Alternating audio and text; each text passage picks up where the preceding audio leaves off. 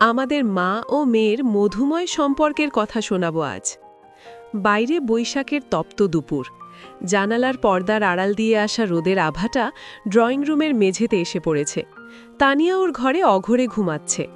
আমি যখন রান্নাঘর থেকে ঘাম মুছে বের হলাম, ঠিক তখনই কলিং বেলটা বেজে উঠল।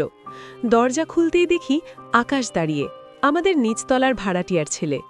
হাতে একটা বই, হয়তো তানিয়ার থেকে নিতে এসেছে, কিন্তু ওর চোখের দৃষ্টিটা আজ অন্যরকম। আরে আকাশ, তুমি এই রোদে? তানিয়া তো এখন ঘুমাচ্ছে। ও বোধহয় তোমাকে আসতে বলেছিল, তাই না? এসো, ভেতরে এসে বসো। উফ, তোমার কপাল দিয়ে তো ঘাম ঝরছে। দাঁড়াও, ফ্যানটা ফুল স্পিডে দিয়ে দিই। আকাশ সোফায় বসল, কিন্তু ওর চোখ জোড়া যেন আমাকেই অনুসরণ করছে। আমি অনুভব করতে পারছি আমার শাড়ির আঁচলটা কিছুটা অগোছালো, কিন্তু কেন জানি ঠিক করতে ইচ্ছে করছে না। তুমি এভাবে তাকিয়ে আছো কেন বলো তো? ওহ, আমার কপালে বোধহয় রান্নার কালি লেগেছে। এই দেখো, মেয়ে বড় হয়ে গেছে, কিন্তু মা এখনও অগোছালো রয়ে গেল। তুমি কি খাবে বলো তো? ফ্রিজে খুব সুন্দর করে দই দিয়ে ঘোল বানিয়ে রেখেছি। এক গ্লাস নিয়ে আসি তোমার জন্য? রান্নাঘর থেকে গ্লাস হাতে ফিরে এসে দেখি ও ঠায় দাঁড়িয়ে। আমি ওর হাতে গ্লাসটা দিতে গেলে ওর আঙুলগুলো আমার আঙুল স্পর্শ করল। এক মুহূর্তের জন্য মনে হলো বিদ্যুৎ খেলে গেল সারা শরীরে। আকাশ, হাতটা কাঁপাচ্ছ কেন? এই তো, ধরো। ওহ, তুমি তো খুব ঘামছ। শোনো, তানিয়াকে এখন ডেকো না। ও সারা রাত জেগে অ্যাসাইনমেন্ট করেছে। তুমি বরং একটু জিরিয়ে নাও। আমার সাথে কথা বলতে কি তোমার খুব অস্বস্তি হচ্ছে? তুমি তো ছোটবেলা থেকেই আমাকে কাকিমা বলে ডাকো, আজ হঠাৎ এত চুপচাপ কেন? ও হুট করে বলে বসল আমাকে নাকি আজ খুব অন্যরকম লাগছে। নীল শাড়িতে আমাকে নাকি আকাশের মতো বিশাল দেখাচ্ছে। ওর এই সাহসী প্রশংসা শুনে আমার ভেতরে একটা সুপ্ত কম্পন শুরু হলো। ছি আকাশ, এসব কি কথা? আমি তোমার মায়ের বয়সী, তানিয়ার মা আমি। তোমার মুখে এসব মানায় না। কিন্তু কিন্তু সত্যি বলতে কি, অনেক দিন পর কেউ আমায় এভাবে দেখল। তোমার কাকা অফিসের কাজ আর ফাইল ছাড়া কিচ্ছু বোঝেন না। আমার অস্তিত্ব যেন এই চার দেওয়ালের ভেতরে হারিয়ে গিয়েছিল। তুমি আজ আমায় আয়নার সামনে দাঁড় করিয়ে দিলে। আকাশ একটু এগিয়ে এলো, ওর গলার স্বরটা গাঢ়। আমি পিছিয়ে যাওয়ার চেষ্টা করলাম না। আকাশ, সামনে এগোচ্ছ কেন? না না, এটা ঠিক হচ্ছে না। তানিয়া যে কোনো সময় উঠে পড়তে পারে। আর আমাদের সমাজ, তারা কি ভাববে? তুমি তরুণ, তোমার সামনে পুরো পৃথিবী পড়ে আছে। আর আমি তো এক পড়ন্ত বিকেলের সূর্য। কিন্তু তোমার এই চোখের মায়া, উফ আকাশ, তুমি কি জানো তুমি আমার ভেতরে কি ভীষণ ঝড় তুলেছ? আকাশের স্পর্শে আমার সারা শরীরে যেন এক অজানা শিহরণ বয়ে গেল। আমি জানতাম এটা ভুল। আমি জানতাম এই মুহূর্তটা আগুনের মতো, যা পুড়িয়ে ছারখাড় করে দিতে পারে আমার সাজানো সংসার, আমার সামাজিক সম্মান। কিন্তু তপ্ত মরুভূমিতে এক চিলতে বৃষ্টির মতো ওর এই সান্নিধ্য আমাকে অবশ করে দিচ্ছিল। আকাশ, তুমি কি জানো তুমি কি করছো? আমার হাতটা ছাড়ো। তানিয়ার ঘরের দরজাটা ভেজানো। ও যদি একবারও চোখ মেলে আমাদের এই অবস্থায় দেখে, আমি মরে যাব। ওহ, তুমি শুনছো না কেন? তোমার এই জেদটাই তোমাকে একদিন বিপদে ফেলবে। আকাশ আমার আরও কাছে সরে এলো। ওর নিঃশ্বাসের তপ্ত হাওয়া আমার ঘাড়ের কাছে লাগছে। আমি চোখ বুজে ফেললাম। এক অদ্ভুত ভালো লাগা আর অপরাধবোধ আমাকে আষ্টপিষ্টে জড়িয়ে ধরল। তুমি বলছো তানিয়া গভীর ঘুমে? কিন্তু ও তো আমার মেয়ে। ওর রক্ত আমার চেনা। ও কখন জেগে ওঠে তার কোনো নিশ্চয়তা নেই। তবু কেন আজ আমার পা দুটো নড়ছে না? কেন আমি তোমাকে সরিয়ে দিতে পারছি না? আকাশ, তুমি আমার ভেতরে কোন জাদুমন্ত্র পড়ে দিলে বলো তো? আমি তো এমন ছিলাম না। আমি তো কেবল এক দায়িত্বশীল মা ছিলাম। আকাশ আমার চিবুকটা আলতো করে ছুঁয়ে ধরল। ওর চোখে এক অদম্য তৃষ্ণা। তোমার এই চোখের দিকে তাকালে আমার মনে হয় আমি ২০ বছর আগে ফিরে গেছি। তখন আমার বিয়ে হয়নি। আমি যখন বারান্দায় দাঁড়িয়ে বিকেলের রোদের অপেক্ষা করতাম। বিয়ের পর সব কেমন যান্ত্রিক হয়ে গিয়েছিল। তোমার কাকা মাসের শেষে টাকা এনে দিতেন, বাজারের ফর্দ মিলিয়ে দিতেন, কিন্তু কখনো আমার চোখের গভীরে তাকিয়ে বলেননি যে তোমাকে আজ খুব সুন্দর লাগছে। তুমি আজ সেই শূন্যস্থানটা পূরণ করে দিচ্ছ আকাশ। বাইরে বাতাসের শব্দ বাড়ল। জানালার পর্দাটা উড়ে এসে আমাদের ঢেকে দিল মুহূর্তের জন্য। না আকাশ, আর না, অনেক হয়েছে। এবার যাও। তানিয়া উঠলে আমি কি জবাব দেব? ও যদি জিজ্ঞেস করে তুমি এখানে কেন, আমি কি বলবো? বলবো যে ওর মা ওরই বন্ধুর সাথে?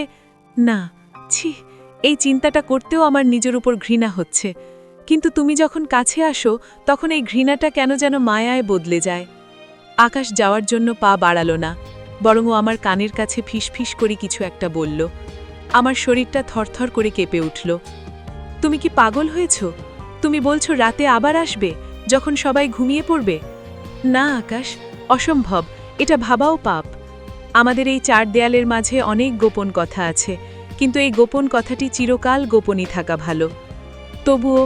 তবুও কেন জানি মনটা বলছে আজ রাতটা যেন কখনো শেষ না হয়। আমি কি তবে পথভ্রষ্ট হচ্ছি? আমি আলতো করে ওকে দরজার দিকে ঠেলে দিলাম, কিন্তু আমার অবাধ্য মন বারবার পেছনে ফিরে তাকাতে চাইছিল। যাও আকাশ, আর এক মুহূর্ত নয়। তানিয়া নড়ে চড়ে উঠেছে মনে হয়। ও আমাকে ডাকলে আমি যেন স্বাভাবিকভাবে কথা বলতে পারি সেই সুযোগটুকু দাও। কিন্তু শোনো, আলমারির চাবিটা ড্রয়ারের ওপরেই আছে। যদি সত্যি আসতে চাও তবে নিঃশব্দে এসো, অন্ধকার যেন আমাদের দেখে না ফেলে। রাত এখন গভীর। তানিয়া ওর ঘরে নিশ্চিন্তে ঘুমাচ্ছে।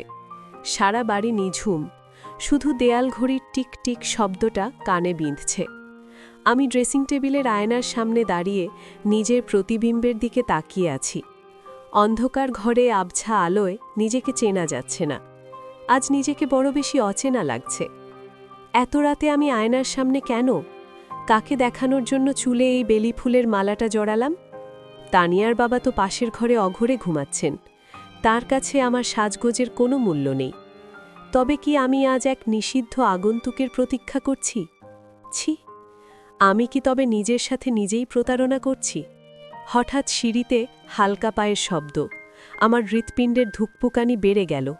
বুকের ভেতরটা যেন ফেটে রাবে। আমি জানি ও আসছে। দরজার কড়াটা খুব সন্তর্পণে নড়ে উঠল। আকাশ, তুমি সত্যি এসেছ? আমি তো ভেবেছিলাম তুমি হয়তো আসবে না। ঈশ্বর, আমার হাত পা কেন এভাবে বরফ হয়ে যাচ্ছে? আমি কি দরজাটা খুলব? তানিয়া যদি এখন জল খেতে ওঠে, যদি দেখে ওর বন্ধু আর ওর মা মাঝরাতে? না, আমি আর ভাবতে পারছি না। আমি কাঁপা কাঁপা হাতে খিলটা খুললাম। দরজার ওপাশে অন্ধকারের ছায়ার মতো দাঁড়িয়ে আছে আকাশ। ওর চোখের সেই তীব্র তেজ আমাকে মুহূর্তেই অবশ করে দিল। ভেতরে এসো আকাশ, একদম শব্দ করো না। জুতোটা বাইরে রেখেছ তো? উফ, তুমি আমায় পাগল করে দেবে। এই বয়সে এসে আমাকে চোরের মতো আচরণ করতে হচ্ছে। তোমার কি একবারও মনে হয় না যে তুমি আমার মেয়ের বন্ধু? তোমার কি একবারও বিবেকে বাঁধছে না? আকাশ কিছু বলল না, শুধু আমার হাতটা শক্ত করে ধরল। ওর হাতের উষ্ণতা আমার সারা শরীরে ছড়িয়ে পড়ল। আমি নিজেকে ছাড়িয়ে নেওয়ার কোনো চেষ্টাই করলাম না। তুমি বলছো ভালোবাসা কোনো বয়স মানে না? তুমি বলছো এই ক্লান্ত দুচোখে তুমি নতুন স্বপ্ন এঁকে দিতে চাও?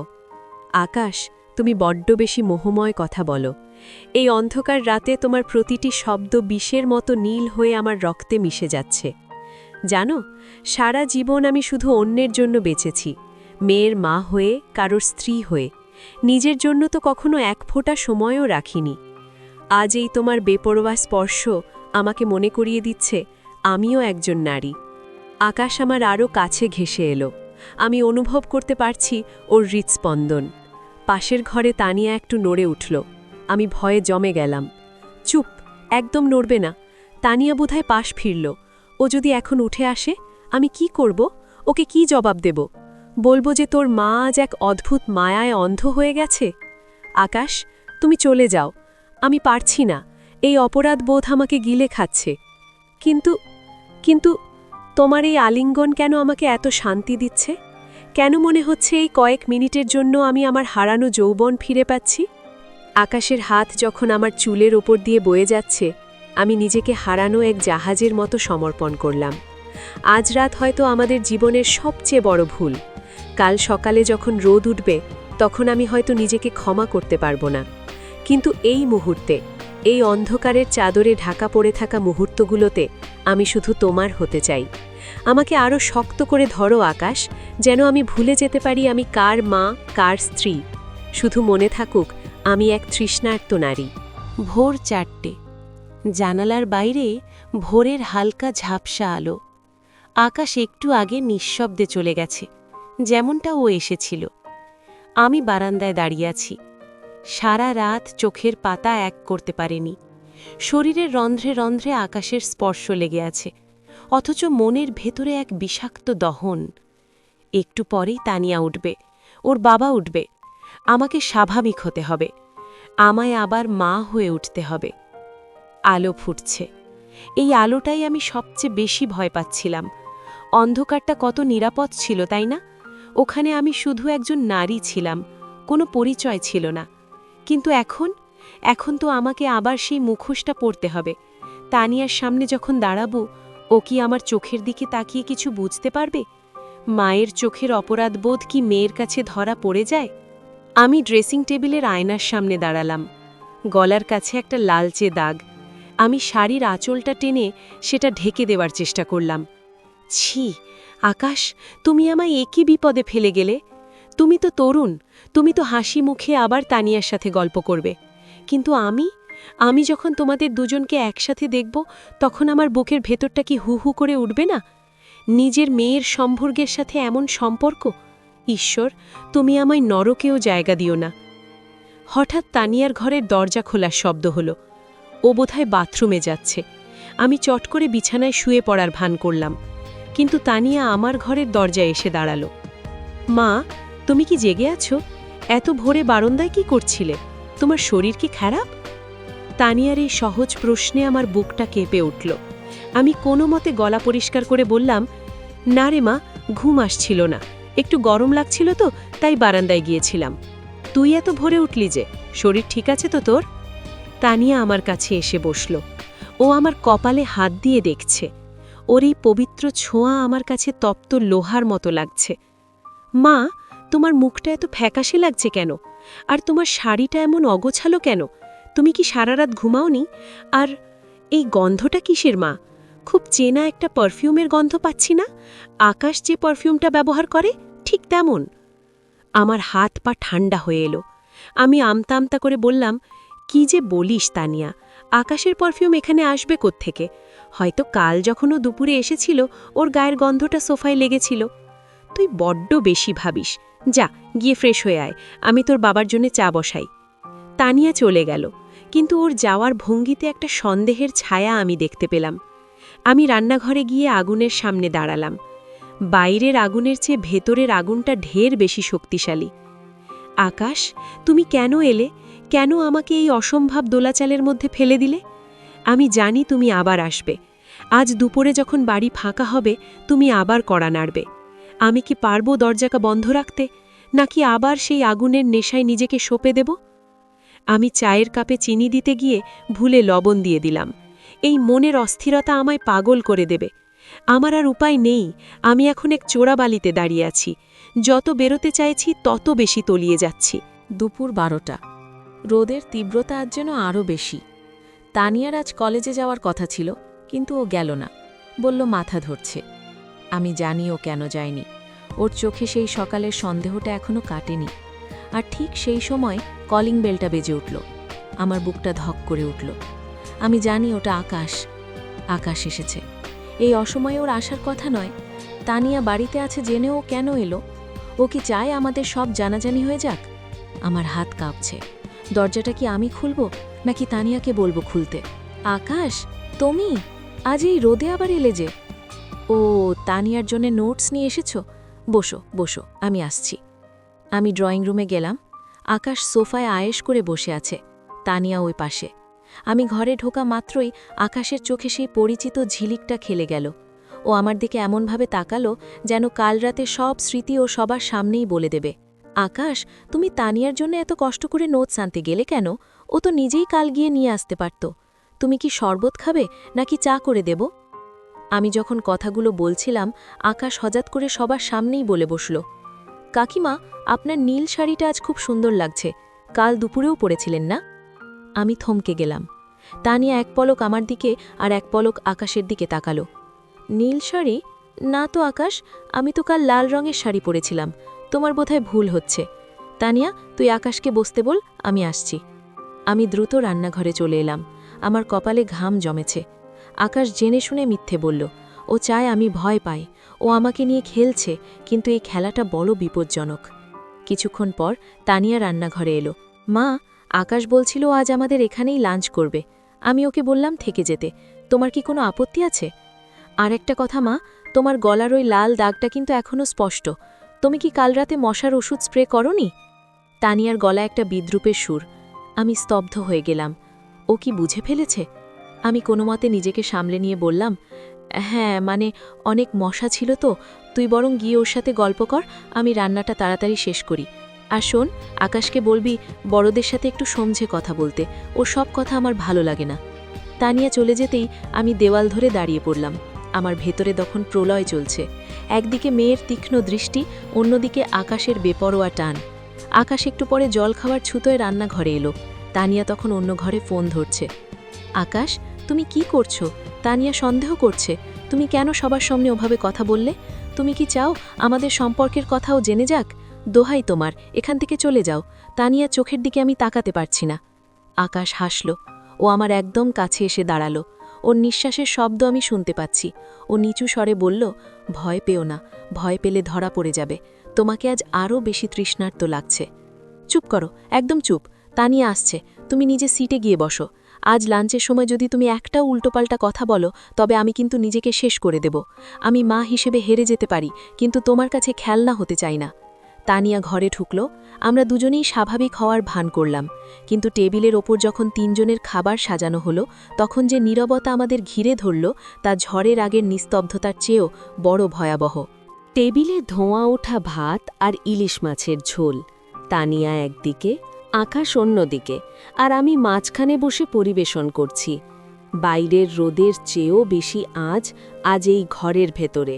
আমি অনুভব করতে পারছি আকাশ টেবিলের নিচে পা দিয়ে আমার পায়ের পাতা স্পর্শ করার চেষ্টা করছে। আমি বারবার পা সরিয়ে নিচ্ছি, কিন্তু ও নাছোড় বান্দা। আকাশ, একটু সাবধানে মাছটা খাও, খুব কাঁটা কিন্তু। তানিয়া, তুই কেন আজ কিছুই খাচ্ছিস না? শুধু ভাতের চালগুলো নাড়াচাড়া করছিস কেন? শরীরটা কি সত্যিই বেশি খারাপ লাগছে?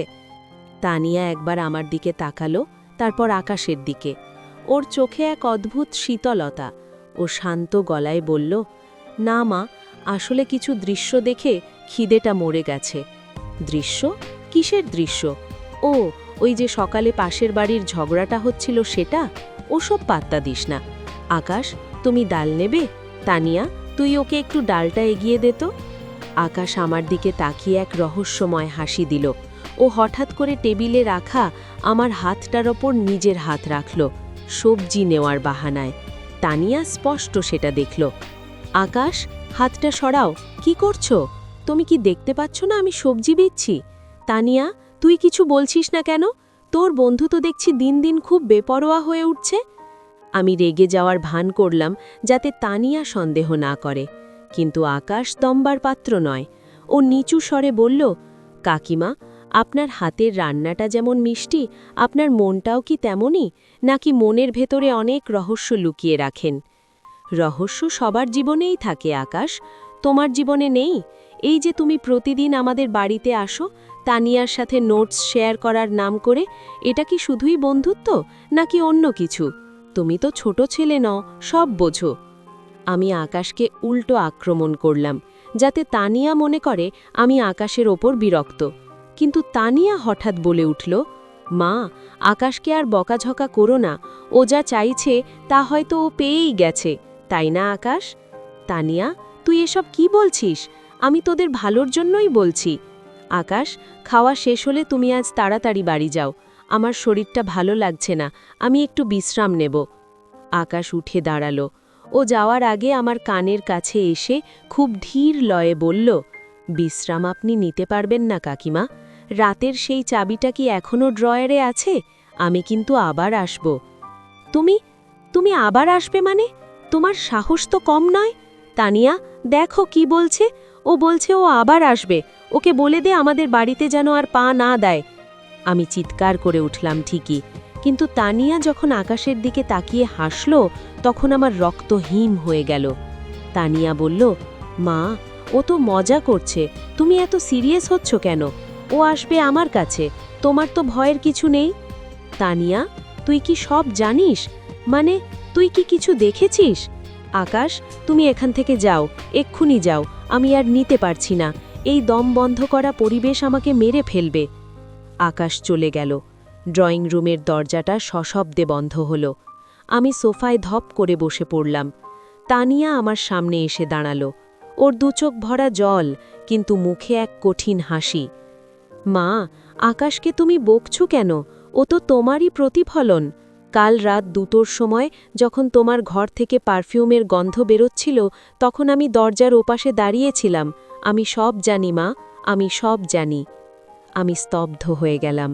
তানিয়ার এই কথাগুলো আমার কানে তপ্ত সীসার মতো লাগল। আমার সাজানো পৃথিবীটা এক মুহূর্তে ভেঙে চুরমার হয়ে গেল। এখন আমি মা হিসেবে দাঁড়াবো নাকি অপরাধী হিসেবে মুখ লুকাবো? আমি অনেকক্ষণ কোনো কথা বলতে পারলাম না। তানিয়া আমার সামনে পাথরের মূর্তির মতো দাঁড়িয়ে আছে। ওর চোখে ঘৃণা নাকি করুণা আমি বুঝতে পারছি না। আমি শুধু জানি আজ আমার সব মুখোশ খুলে গেছে। তানিয়া, তুই তুই সব দেখেছিস? তুই দরজার ওপাশে ছিলি? ঈশ্বর, আমি কেন মরে গেলাম না? তুই যা ভাবছিস মা, ব্যাপারটা তেমন নয়। মানে, আমি তোকে কিভাবে বোঝাবো? আমার নিজেরই তো কোনো যুক্তি নেই। তানিয়া চুপ করে আছে। ওর এই নীরবতা আমার বুকে তীরের মতো বিঁধছে। আমি ওর হাতটা ধরতে গেলাম, কিন্তু ও সরে গেল। তানিয়া, সরে যাচ্ছিস কেন? আমি তোর মা। হ্যাঁ, আমি ভুল করেছি, আমি এক মস্ত বড় পাপ করেছি। কিন্তু বিশ্বাস কর, আমি তানিয়াকে হারানোর ভয়ে সব সময় পেয়েছি। আকাশ, ও ছেলেটা মায়াবী। ও যখন আমার একাকিত্বের সুযোগ নিল, আমি কেন জানি নিজেকে সামলাতে পারিনি। আমার বাবা সবসময় অফিসের কাজে ব্যস্ত। আমার মনের খবর কি কেউ কোনোদিন রেখেছে? আমি ডুকরে কেঁদে উঠলাম। মেঝের ওপর বসে পড়ে আমি বলতে লাগলাম, তুই হয়তো ভাবছিস তোর মা খুব নীচ, হয়তো আমি তাই, কিন্তু আকাশ কেন এটা করল? ও তো তোর বন্ধু ছিল। ও কি জানতো না যে এটা করলে আমাদের মা মেয়ের সম্পর্কটা ছারখার হয়ে যাবে? ও আমাকে প্রলোভন দেখিয়েছে তানিয়া। ও বলতো বয়সের ভারে নাকি আমার সৌন্দর্য হারিয়ে যায়নি। আমি সেই মিথ্যে প্রশংসার লোভে অন্ধ হয়ে গিয়েছিলাম। তানিয়া হঠাৎ তিক্ত গলায় হাসল।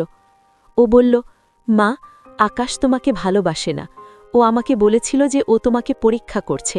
ও দেখতে চেয়েছিল আমার মা কতটা খাঁটি। কি বললি? আকাশ তোকে এসব বলেছে? ও আমাকে নিয়ে বাজি ধরেছিল? তার মানে কাল রাতে ও যখন আমার ঘরে এসেছিল, সবটাই ছিল একটা নাটক? ওহ, আমি তো তবে কেবল পাপী নই, আমি এক চরম বোকাও। আমি একটা বাচ্চার কাছে নিজের সম্মান বিলিয়ে দিলাম। আমার ভেতরে তখন এক অদ্ভুত ক্রোধ জন্ম নিল।